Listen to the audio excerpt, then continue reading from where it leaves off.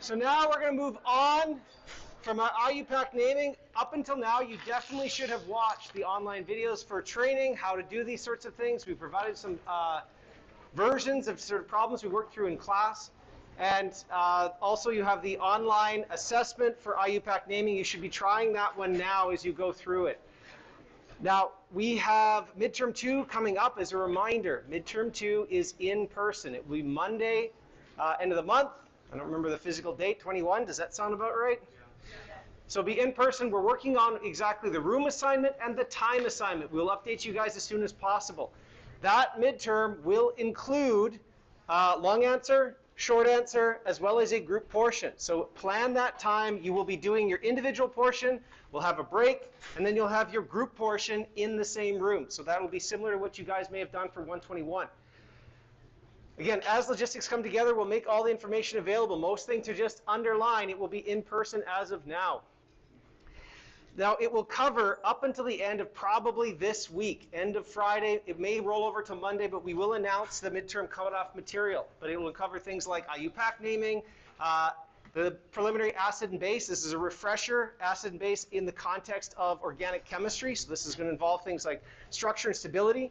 At the same time, that all the way goes back to things like delta G naught, Q, and kinetics. So the last part of physical, the stuff that we covered after the midterm cutoff. It's not cumulative to the beginning of the class. It's not like we're going to have specific questions going back to day 0. However, obviously there's some concepts that bridge over. For example, we're going to be talking about acid and base chemistry for organic. That's going to bridge to what you talked about acid and base. Not saying like specific pKa calculations the same way that you guys have done, but what does it mean to be a weak acid? Everybody says?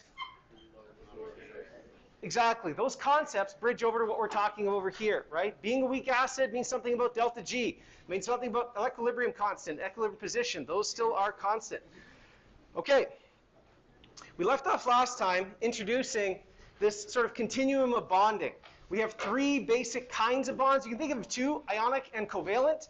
Covalent is an equal sharing of electrons between centers. Ionic is sort of a divorce where you hand over electrons, or one gives up electrons, one retains those.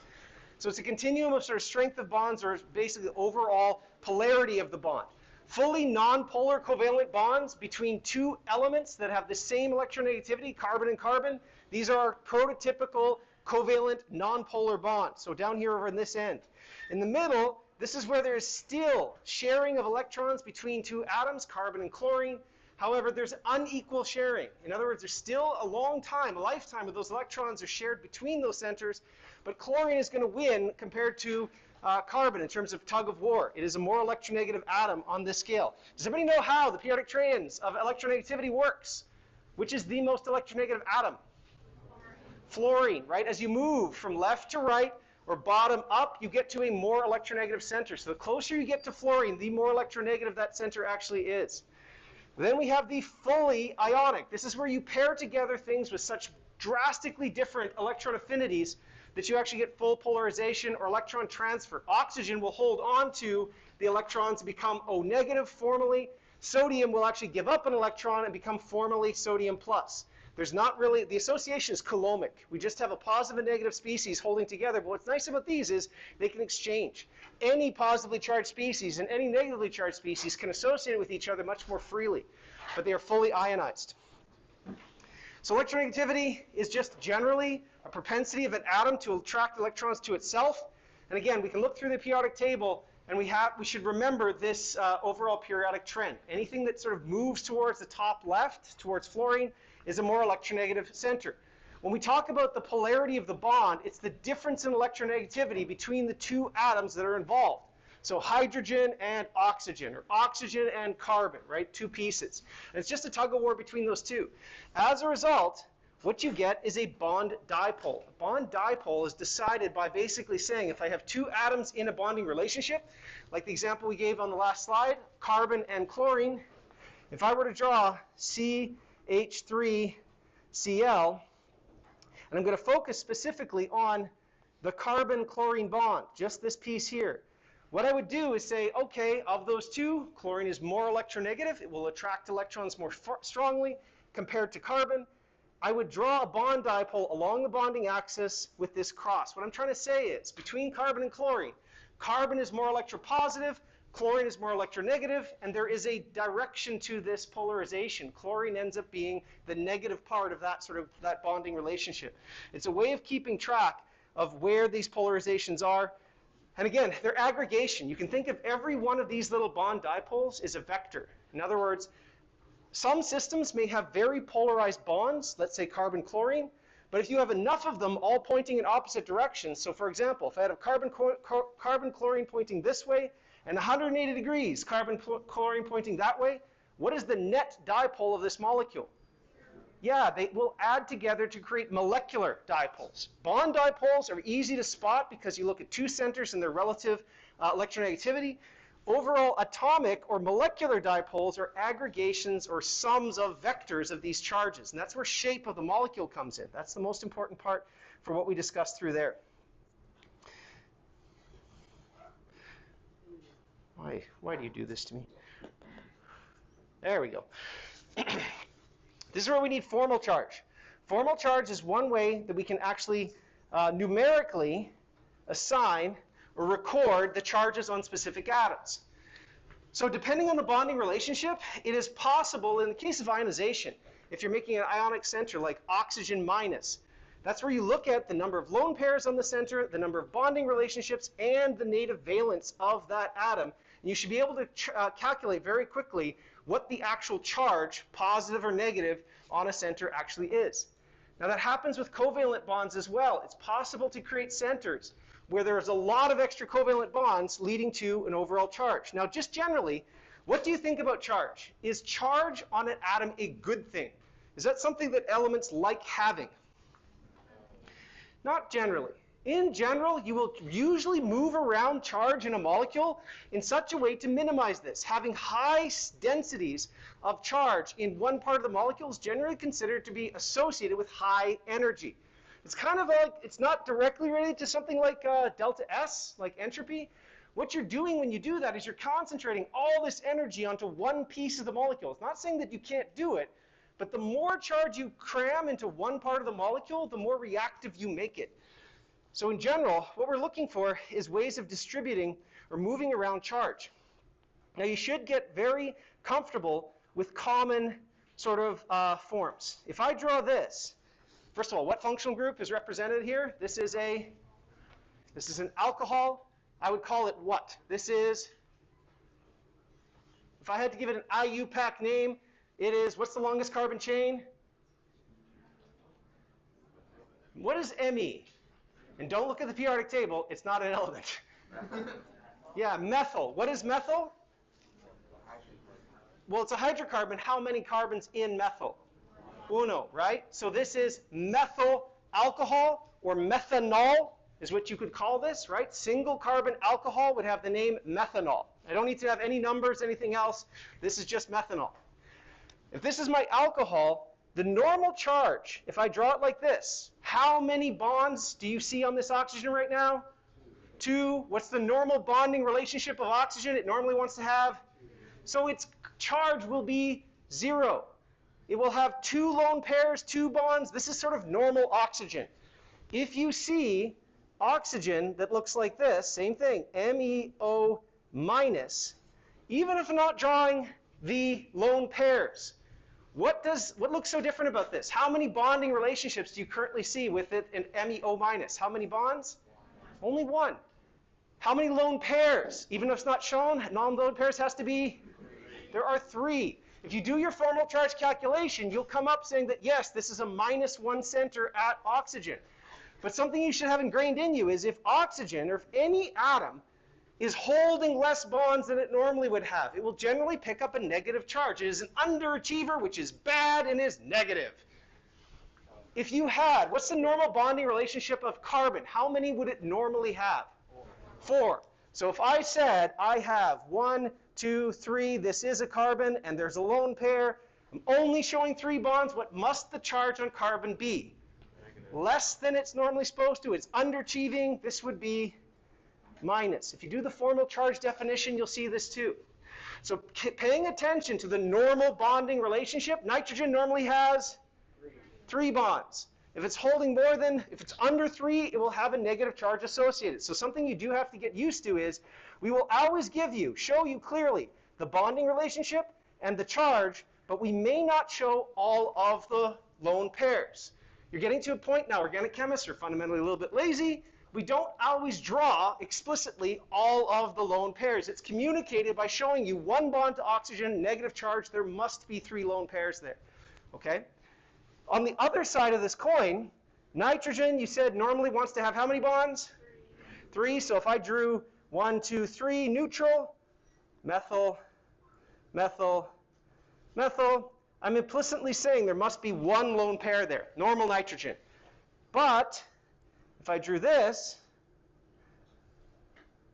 with 4 methyls, more bonds than it normally would hold, what should the charge here be? Positive, because it's overachieving, which is a great thing, and that's positive. Yay, nitrogen. Again, these are simple mnemonics to kind of keep track of. If you're normally used to seeing nitrogen having 3 bonds, it is currently holding 4, it will have a positive charge associated. Now, that doesn't have to just be sigma bonds.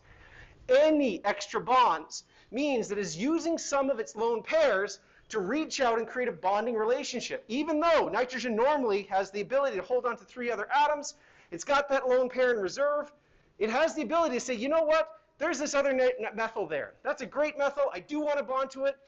You know what? I'm going all in. I'm using this lone pair, and as a result of that, it's going to be giving up some of that charge density. It's going to leave itself with a positive charge because it's using its lone pair to reach out and form a new bond. So these all follow the same rules, the numbering and the count rules that I showed you for the mathematics. This is just one way to represent them graphically, that you will see these things frequently. Yes? Excuse me? Me means, remember, Me is equivalent to, it is shorthand for CH3.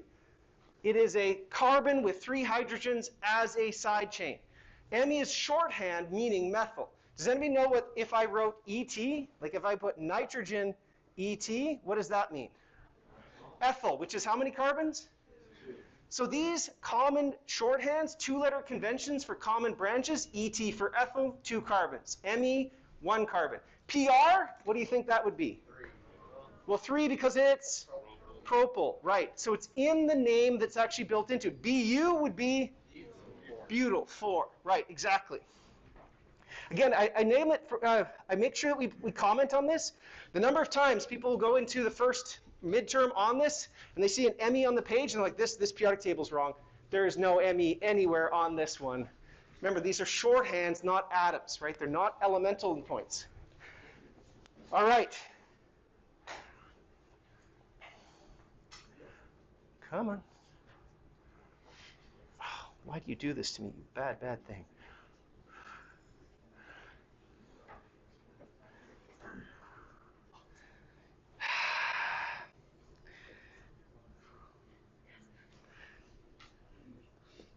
Tap, tap, tap. What's that? What if you move like the apple circle farther from the screen when you pass your finger? Hey, that does work. Good job. Thank you. So we have a couple different bonding structures that we talked through. Lewis dot structures are what you guys are familiar with. And remember, the most important thing about Lewis structures is they allow us to account for lone pairs as we move through the structure. This is a quick way to see if any centers are violating the octet rule. It's a very fast way to pick out double bonds and charges. Now, we're not going to be using the Lewis dot structure at all, other than you need to know it. This is bridging back to 121. It can be useful as a simple, quick way to say where might double bonds be. But the main thing we have to do is talk about three-dimensional shape. This is where Vesper theory is the most important. Vesper theory is important because it puts geometry in context of the molecule. And the 3 different primary ones we have, linear, trigonal, and our tetracoordinate structures, these are the ones that you build up as we go through it. Now, these are a result of just simply saying atoms are probably spheres, and we're packing spheres around a center. Linear structures, those are things like acetylenes. You know, these things are sp hybridized centers we've talked about. The typical trigonal planar one, these are our sp2 ones, alkenes. And our most common 4-coordinate center, they're tetrahedras. those are going to be like CH4, right? Carbon with 3 things or 4 things branching off of it. Now we put these guys in those same categories, these bent or other ones, because what we're trying to say is, in the same family, if I was to draw CH4, what I'm trying to say is that is a carbon in the middle, and it's going to be presented as a tetrahedron. The tetrahedron has just got different elements, hydrogen around each, and we're trying to equally space them around that carbon center. As a result, we draw it in this tetrahedral shape, showing that, okay, 2 of them, 2 hydrogens are in the plane of the page, 1 hydrogen towards you, 1 hydrogen away, but it has this geometry. Now, if I were to draw one different, instead of CH4, if I were to draw NH3, remember, what we're saying there is this must have a lone pair associated. Think of the same primary shape that you have here, except now we have our nitrogen, hydrogen, 1 hydrogen coming out at you, 1 away. And what we've done is take that top position that used to be associated with a hydrogen, a sigma bond, and all we're doing is replacing it with a cloud of a lone pair. So fundamentally, it has the same kind of primary geometry. It still has sort of a core built off this tetrahedral shape. The only difference is we've cut off this top piece. We've replaced it with a lone pair. Now, what do you think about space? Does a lone pair take up as much geometry or volume as an atom? No, lone pairs are squishy. They're not these hard, rigid objects of a nucleophile, like a nucleus. They still have a negative charge the same way that the cloud around hydrogen does. But as a result of it, the geometry here will open up a little bit. You can think of it where, in the case of methane, all those hydrogens are equidistant from any other hydrogen, right? If you go in any direction, they're packed in such a way that they can't get out of each other's space. If we move the hydrogen over, away from one, it's actually going to start getting closer to another. So they found this nice balanced geometry. By replacing one of those carbon hydrogens, a sigma bond, with a lone pair, it allows that sort of thing to open up. So that's where we get these different names associated with these different shapes. So what we call the trigonal pyramid is really just a tetrahedron where we've knocked the top off of it. It's a lone pair in that position now. The atoms present the geometry. The bent structure is really just a tetrahedral structure where we've knocked off 2. So with a common bent molecule, what are we representing here? Does anybody recognize red ball in the middle, 2 white on the outside? That is what? That's water. That's oxygen, where what we've done is the same abstraction. If this was ammonia, nitrogen, and 3, we're now oxygen with 2 lone pairs and 2 hydrogens. But it's still based on the fundamental template of a tetrahedron. Yes? Are these the only shapes that we'll need to know, or are they related? Absolutely. We don't have the higher order things that you see with metals because we're stuck in that sort of first row. It's only the 4-coordinate, 3-coordinate, and 2-coordinate type structures, and then the geometries against them. That's right. Not even the sulfurs? Not even, no, we're not going to consider sulfur. That's not us. So these are our sort of our parent ones. So Lewis dot is useful. Vesper is better for shape.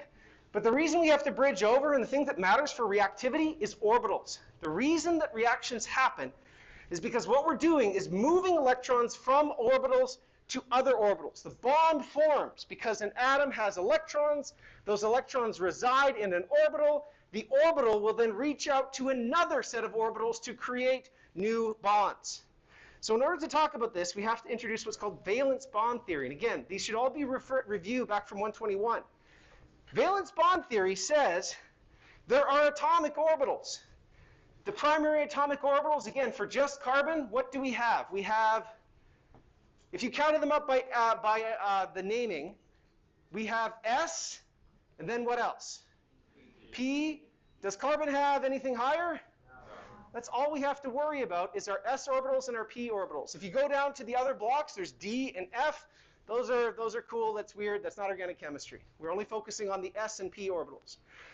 Now the problem with this is s orbital, remember, is a circular symmetric. It's a sphere.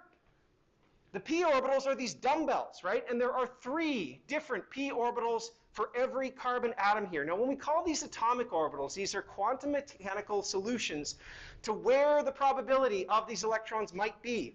The problem is, this structure here, does this look anything like methane? Not really. Remember, methane we talked about has these geometries where we said, okay, we have a tetrahedron. I have to put 4, if that in the middle there was carbon, well, carbon has 4 valence electrons to do its bonding. So we've got the 2p and 2s orbitals. Those are what I could use to sort of create these new ones. But the fundamental shapes of these atomic orbitals do not look like the geometries we expect based on the atoms that we form, or the different compounds we form. So this is where valence bond theory says we're going to make a solution here. Yes, fundamentally, quantum mechanically, we can only use s and p orbitals. Those are the building blocks of all of the other things we're going to use for bonds. However, s orbitals and p orbitals do not have the symmetry which maps out for methane or ethane or alkynes. Somehow we have to take the basis set of s and p orbitals, those are the bits of it, and we have to reconfigure them into something that actually looks like the right geometry. And we do that by saying, okay, carbons can have one of 3 fundamental hybridizations.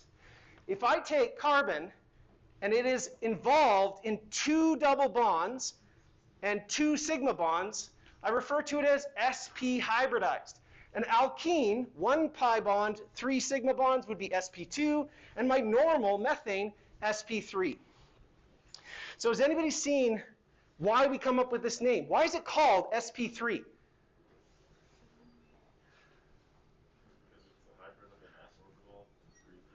That's right. So in the end, what we're saying is, I have to make a carbon-hydrogen bond. More importantly, I need to make 4 carbon-hydrogen bonds. That gets me methane, CH4. And we said methane must look like a tetrahedron. The conundrum, the problem we have, the things I can use to build up my atom, if I looked at just the electronic configuration, the valence shell of carbon, I could say I have 3 p orbitals. These are my 2 p orbitals, and I have a 2s orbital. If I use the Pauli principle, I'm going to put 2 electrons in my s, 1 over here, 1 over here, right? That's kind of the electronic configuration of just carbon. So the valence shell of carbon is made up of 3 different p, px, py, pz, that's the geometry or the presentation that the p's can look at, and my s. Well, remember, an s orbital, if I had my carbon, my s orbital is just a sphere around that center. Each of the p orbitals is a carbon where it has this sort of dumbbell shape, right? Where I have differences in the molecular node, right? The sign of the wave function on either side of it. But again, none of these shapes, p orbitals do not look like anything from my tetrahedron. The s orbital doesn't look anything like my tetrahedron. So what we say is, all right, if I take all of these bits, I'm going to take my 1, 2, 3 p orbitals, and I'm going to take my s orbital, I'm going to put them in a bag, molecular bag with math, shake them all up, and I need, what I'm doing at the end is I need 4 bonds where each of these 4 bonds is identical. And they need to present themselves in 4 different directions. So I'm saying, okay, I'm going to take my s, my p, I don't need any of these. None of these orbitals have any geometric representation down to methane. So I will take 1s and 1, 2, 3 p's. I will mix them all together. And what I need to do is create hybrid orbitals. 1, 2, 3, 4. 4 orbitals go in. 4 new mathematical orbitals come out. And because I'm mixing together all s and 3 p's, I'm saying each of these is an sp3 orbital. I have 4 sp3 orbitals resulting. So the naming sp3 means it is a hybrid orbital composed of 1s and 3p. And since I took 4 atomic orbitals, s and p, I get 4 hybrid orbitals, 4 sp3 orbitals. They have just different symmetry, same properties. The nice thing about them is they all have now the same energy level. They are level. Normally we say an s orbital is more stable, right? The electron density is close to the atom. The p orbitals, higher in energy. This does not represent the bonding of methane. You don't have this sort of core shell of s electrons that's doing nothing, that's a filled orbital, and then the p orbitals are higher in energy. What we said is we need to mix these all together. I take my 4 electrons and I equally distribute them amongst each of those hybrids. I've now put one bonding electron amongst 4 different s orbitals that just now has the geometry which looks like a tetrahedron. This is a mathematical representation or solution to the fact that carbon has this tetrahedral geometry, even though the fundamental building blocks of atomic matter are our s orbitals and our p orbitals. It's a reconfiguration to get us our geometry solution. But the naming here comes from the fact that I don't need to save a p orbital or an s orbital. I need to mix them all together, reconfigure it, and distribute them again, because I'm going to use each of those 4 orbitals as my new bonds into this point. So as a result of that, the geometry you have here represents a tetrahedron. If we do the same thing now for, let's say, ethane. And I'm going to look at just this carbon of ethane. So once again, I could look at it as that carbon has a 2s orbital, and 1, 2, 3, 2p orbitals. This is the atomic orbital configuration. And again, Pauli would say that's probably how I distribute them. 2 in the lowest, next 2 up. The geometry I'm trying to hit here is actually a trigonal planar sort of structure, right? I'm trying to create this flat point. Most importantly, though, this second bond is what kind of a bond? It is made up of 2 bonds. One's a pi and one's a... So the pi bond is special. What does a pi bond look like? Yeah, it looks like a hot dog, right? Like a hot dog bun. There's a top and a bottom to it. A pi bond is like taking a p orbital here and a carbon with another p orbital here and doing a side-on overlap between the 2. So one of the 2, if I look at what I'm trying to form, I'm trying to form a carbon that has this side-on overlap. The side-on overlap used one of my p orbitals, which means the final structure I'm trying to make, I'm going to save this p orbital here for pi bonding. That means I've only got an s and 2 p's left over to kind of reconfigure to create my hybrids. So this one here is reserved for my pi bond. That allows me to take these ones, put them in the molecular blender, and I now have 1, 2, 3, because I had three atomic orbitals going in, 1 s and 2 p's, and I make 1, 2, 3, sp2. Sorry, 2. So that carbon is hybridized as sp2. Why? Because I need a pi bond, which means I have to hold back or keep a p orbital from its core principal away. I need to keep it so I can make a double bond, leaving the rest of them ready to be hybridized. Last thing goes again for a linear structure. If I were to go and draw this as carbon, triple bond carbon, how many p bond or how many pi orbital? How many pi bonds in this guy? 2, which means I need to save 2 times p orbitals to create 2 times pi bonds. Meaning I only have an s and a p left to hybridize. This is where the nomenclature comes in. It's to reflect the fact that we start with s and p, that's our basis set, but we're allowed to reconfigure them to give us different geometries depending on the bonding that ends up related to it. So if you're ever confused about how to assign your hybrid structures, the thing you have to look at is how many pi bonds must be left or must be available for whatever we're making. If I have a normal tetrahedral carbon, just sigma bonds in all space, sp3 hybridized. If I have a carbon that needs to participate in 1 pi bond, sp2. If I have a normal, sorry, let me generalize, just an atom, any atom that must do 1 pi bond will be sp2 hybridized. Any atom that does 2 pi bonds must be sp hybridized, at least in our second row. So that applies to oxygen, applies to nitrogen. We can talk through those ones as well too. Boron, same thing. The geometry or hybridization we say is basically reflecting what type of fundamental orbitals are left over. And it comes down to the bonds that you're trying to form. So you guys should be familiar with your sigma bond. We're talking about valence bond theory. That's just the end-on overlap between 2 centers. What makes, in your words, what makes something a sigma bond? No electron density around the nucleus. Say again? No electron density around the nucleus. Not quite. Close. I was referring. No, it's okay. It's okay. Yeah. Up at the back, yeah. Isn't it like have reason if it bonds Bam, that's it, yeah. The electron density is maximal along the nuclear axis. In other words, if I take this atom and this atom, I'm going to have extra density along that sort of the bonding axis here. We're saying that by combining these orbitals together in a constructive way, we create this zone where we've got extra electrons, but it's between the two atoms, right? It's forming what will be the bond, and we're saying that 2 electrons must reside in that space. Pi bond symmetry is our hamburger.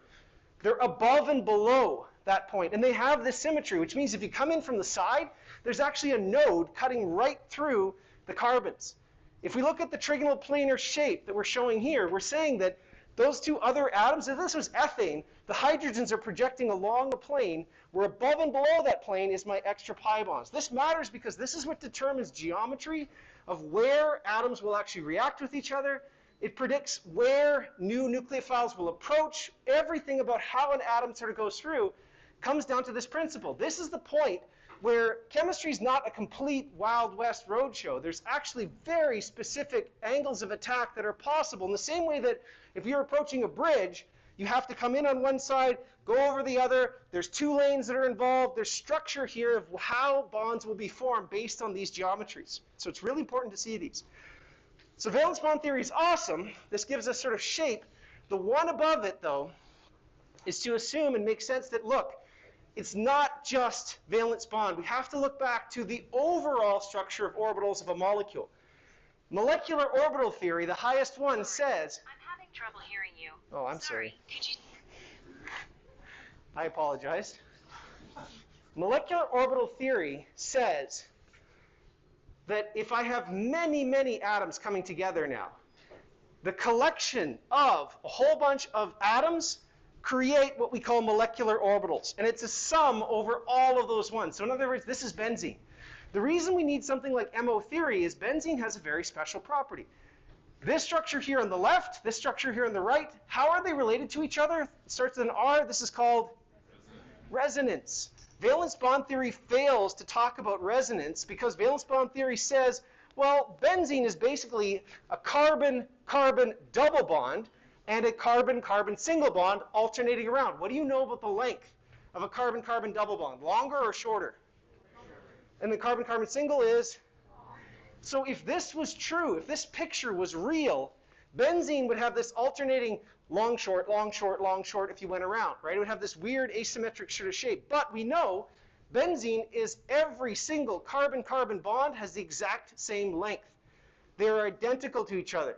So once again, we have to modify our simple valence bond theory and say, okay, how we explain it is we have what are called molecular orbitals. These are ways of, like, think of it just like hybrid orbitals, but now involving the entire molecule. It's taking all the bits and pieces, saying, if I am making this new atom I'm calling, or this new molecule I'm calling benzene, I take all the atoms that are involved into it, I mix them all together, and I create molecular orbitals out of that point.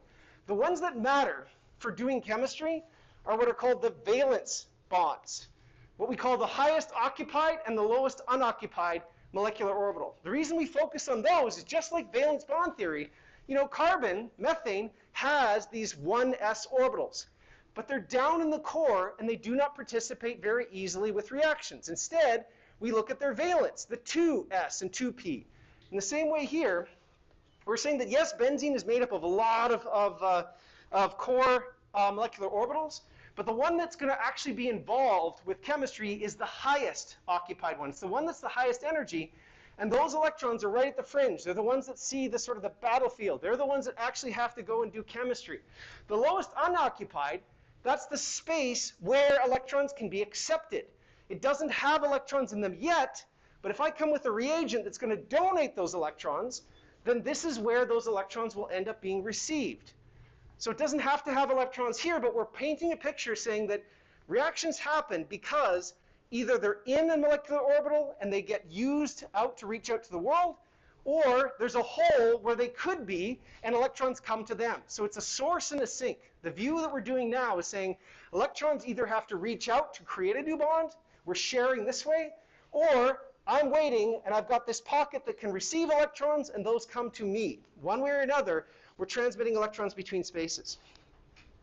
So normal MOs, things that you guys have seen before, would be like hydrogen. Very easy to think about. Hydrogen is made up of a 1s and a 1s orbital. One from one hydrogen, one from the other. We take those two 1s orbitals, and I have two ways of combining them, constructively or destructively. The first one shown here, the bonding sigma, is by saying if I take a hydrogen 1s and a hydrogen 1s, if I mix them together, similar to this idea of sort of hybridization, I can do it in such a way where those two guys add together to create more density between the two. That becomes my sigma bond, my 1s sigma bonding orbital. But if I bring them together and say, you know what, I actually want them to cancel out, I want them destructively to add together, I get my antibond. The difference between the two, they're the same concept. The difference is a bonding orbital will create higher density along the bonding axis, so we're adding to extra density, like it's filling in, between those two elements. An antibonding orbital creates a node. There's a break that actually cuts right through the bonding axis. So let me draw that in terms of hydrogen. The normal MO diagram we would draw here is if I take hydrogen and hydrogen, and I have a 1s and a 1s. Each of those comes to the party if these are elements with one electron. So bringing these together, I'm going to create a bonding relationship. It is a stabilization. This is my 1 sigma bond. And I create a destructive one. This is my sigma star, my antibond. Antibonds are generally going to be higher in energy because you're forcing the electrons away from each other. You're creating something where those elements are actually going to repel. You're hurting the ability for them to be closer together. Bonding relationships help to strengthen the relationship between those two. But if I came together with just one H and one H atomic, the new molecule I form down here, this would be H2. It would have those two electrons being promoted down into this nice stable well. So since I took one element and one element, both of them had one electron involved in it, they get together, we form a molecular orbital, this is my sigma bond, and they both brought their electron to the party, they get added to this one, it is lower in energy, hydrogen bonds. And it forms a sigma bond between the two. This would look like our diagram where we've got this sort of big, nice sort of ball in between the two. Okay, this is hydrogen. Has anybody heard of like a proton membrane? Yeah, sorry. Why is there a node? There is no node in the sigma bond. In the bonding relationship, But for the antibonding, why is there a node? so mathematically what we're saying is if I took the sigma, the S, and the signs are the same. Let's call this one plus and minus. If I push together the same sign, they add together, bigger point. But if I take them where they're opposite, you stick them together, they cancel. Mathematically, they destroy each other at that point. There's a node in the wave function. Make sense? So proton membranes, or there's a company at the end of campus called Ballard Power. Has anybody heard of Ballard? They came really close to completely revolutionizing the world and being the Tesla of before Tesla. They came up with what's called a proton exchange membrane, or actually a fuel cell, hydrogen fuel cell, where you could put in hydrogen gas, and it would run this to produce electricity. So they have to split hydrogen back to protons and then use that under a capture reaction. But if you had to break hydrogen, what could I do? If I look at this diagram here, how might I destroy the relationship between my two hydrogens here? How do I get them back to the original ones? Yeah? Increasing the energy? If I were to dump in extra electrons, if I were to put electrons into this, hydrogen gas is currently happy having nice sigma bond, no big deal. But if I inject more electrons into it, the only place for hydrogen to put those electrons is my antibonding orbital. And when I do that, now what I'm doing is I'm actually weakening the bond. If I make an electronic configuration that looks like this, I have two electrons in the bonding one. Normally, hydrogen will stay chilling out there. But if I add more electrons into the antibonding orbital, now I'm going to divorce the two. I will break them apart. So this is how you end up creating or making bonds. You create bonds by adding electrons to the bonding orbital between two centers. You break bonds by adding electron density to the antibonding orbital. I can break the bond between two hydrogens by adding those electrons to that antibonding orbital. So this is something we'll come back to when we start talking things like SN2 reactions. Same thing for oxygen. There's a pi bond where you're enforcing this density between the two. Looks like a normal pi bond. And a pi antibond where you take the two p orbitals and you align them with opposite sign. You create a node between the two. So same way, if I wanted to break an oxygen bond, O2, I would have to put electron density into this pi star bond to actually force the two elements apart. You destabilize it by doing that. Same thing applies when we're talking. So that was what it looks like if you take atomic orbitals. We can do the same basic idea with hybrid orbitals. So carbon has an sp3 hybrid orbital. If I add the two together along the bonding axis, I get my frontier molecular orbital sigma bond. That's just saying a hybrid orbital and a hybrid orbital added together constructively creates a bonding relationship. The antibond is by taking opposite signed hybrids and I put them together where now they destroy, they cancel out in between those two. It creates this void between the two. So the same rules that we're talking about, antibondings will cause elements to split up. Bonding relationships will cause them to go together. All orbitals can hold on to 2 electrons at a time. The only difference when we talk about this frontier molecular orbital theory is we're saying that the orbitals we're going to be using are these hybrid sp2, sp3, and sp orbitals, but they play the same games. So that's the basis for sort of the bonding piece and conversation we have. The last piece we need to talk about before we jump into things like resonance are these structures. So first one at the top. The arrow at the top, what is it talking about? What is it sort of communicating? If I say A, B, what am I saying with that notation? The cycle product is A is fully converting to the, reactant becomes a product. Yes. Reactant A is becoming product B. It's a transformation chemically of A becomes B is what you're describing. If I had the second one, A, B, what am I saying here? A and B they're in equilibrium with each other. A can become B, B can become A. It's inducing sort of reversibility. This is where we have our K1, our K minus 1, right? What does this mean? It looks like an equilibrium, but one's bigger than the other. Yeah? Product favored equilibria. The larger line is trying to emphasize that it pushes harder towards the product versus the other one, reactant favored. So these are still equilibria. The difference between them is we're saying that one or the other side is implicitly favored. We may not say the magnitude, right? We're just trying to say that we know, we're acknowledging that this equilibrium has a bias. So you'd look at these for weak acids, weak bases. We could use these arrows to sort of communicate. This one. Why is this one so different? Besides saying resonance. It's about like molecular structure and not kinetics. Exactly. When we talk about equilibria, when we talk about reactants, we're talking about averages. We're saying that if I had a bucket of A, it's going to react to make a bucket of B. Equilibria, a whole bunch of A is in equilibrium with a whole bunch of B. But we're sort of, think about it in your head, where both of those ones are a concept where there's a lot of molecules in flux, where if I were to call stop, if I were to take a freeze frame camera of the picture from the reactant, my equilibria, what I'd see is a population of molecules A and a population of molecules B. Depending on what time that is, the amount may change. But we're talking about actual structures where if I could go in, I could isolate A. I could isolate B. I could hold them in my hand. I could do other things with them. When we talk about resonance, they do not have this convention where the things on either side of the equilibrium have no lifetime, do not exist, cannot be put in a bottle. They're only talking about a representation of where we think electrons are. This is, again, a consequence that the structures we're talking about, the hybrid orbitals, the double bond, the formalizations that go into things of like, oh, you know what, electrons, it's super simple. Electrons are just 2 electrons that hang out as a bond. It's no big deal. That's still a simplification.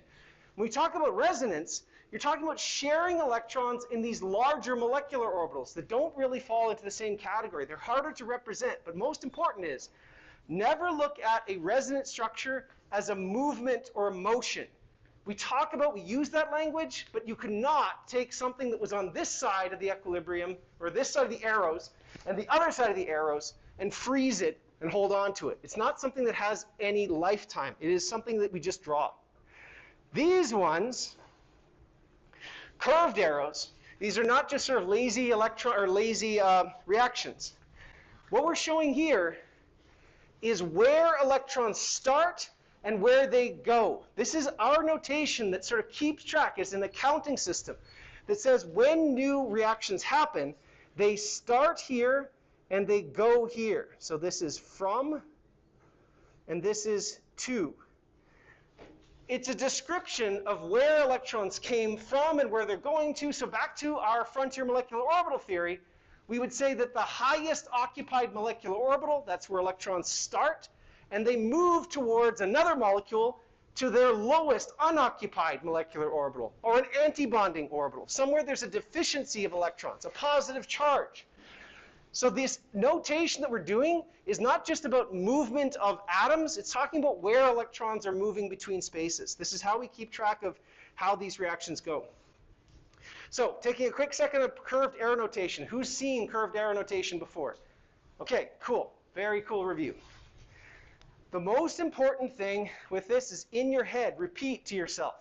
It is the source and the sink, where you have extra electrons, and they go to where you are missing electrons. The other one we use is something of nucleophile, the area of large electron density, something that is negatively charged, or lone pairs, and they go towards areas where they're missing charge. These are positive charges, delta positive charges, vacant orbitals, antibonding orbitals. So this arrow pushing thing talks about where you start, where the electrons come from, and where they go to. We're going to practice this repeatedly when we start talking about acid and base. Remember when we talked acid and bases before? A Bronsted acid is what? It's defined as what kind of proton thingy? Donor, acceptor? Donor. Proton donor. Bases are proton. So bases will be things usually at these tails of these electrons. They have electron density, and they're looking for a proton, which is usually H+. So they're going to reach out, a base will reach out into space and use those electrons to pluck off that proton. And it will break a bond. It will do that by promoting an antibonding orbital. Source to sink. Now we're going to practice this, first of all, in the context of resonance. Remember, resonance is about moving electrons between different centers. Resonance, most importantly, what you're showing up here, what does this functional group kind of look like here? On this side, this is a, here, this is a, well, what's this one for sure? That's a carboxylic acid. What about the guy on top? That's, what is it? It's sort of like a carboxylic acid. What is, if I was this carboxylic acid, after I go through this acid-base equilibria, this is my acid, this becomes my conjugate. There you go. The conjugate base of a carboxylic acid, we call it a carboxylate. The same way, anything becomes negatively charged, we add the ATE ending to it. But the first resonance structure we're going to talk about is these carboxylates. The carboxylate is interesting because it has two oxygens, and just like benzene, we have a carbon-oxygen double and a carbon-oxygen single. What that would normally imply is that one of those two oxygens should be closer to carbon than the other. They have an identity. It looks like when drawn as that one with just the double single, one oxygen looks different than the other. You'd expect one to be negative and one to be neutral. But in reality, if you measure it, they're identical to each other. Both carbon-oxygen bonds are the same length. Both oxygens have a partial half negative charge that is shared amongst those three centers. So the way we designate this is happening is, number one, we use a resonance arrow saying that these are structures related by movement of electrons in this formal space. And we show where those electrons are going based on source and sink, starting on negative, moving towards places that are missing. The actual reaction itself will incorporate mechanism, equilibria. So these pieces can be used interchangeably to talk about different parts of it. So the thing we're going to focus on, the next one, is talking about how we took at these structures and actually predict or actually draw resonance structures. The most important things I want you guys to be able to see is if we have these ones, these are the 3 cardinal rules of drawing resonance structures. You're never allowed to obey, you have to obey the octet rule, if possible. Now there's sometimes we can sort of bend it, we can definitely go lower, you can never go higher. Octet rule must be preserved. You could have 6 electrons, but we definitely cannot go higher. We have to minimize formal charge. If I moved electrons between centers, this structure over here is neutral, that structure is charged. Charged is generally bad, but we still exist. It sort of has this personality. And formal charge goes on the most negative centers. If we had the choice of putting oxygen negative versus nitrogen negative, which one is more electronegative? If you look up on your table, if oxygen is negative, parking the charge on the oxygen negative wins. So what we're representing here is all of these are different resonance structures. The ones on the right are more stable than the one on the left. Okay, I will see you guys on Wednesday.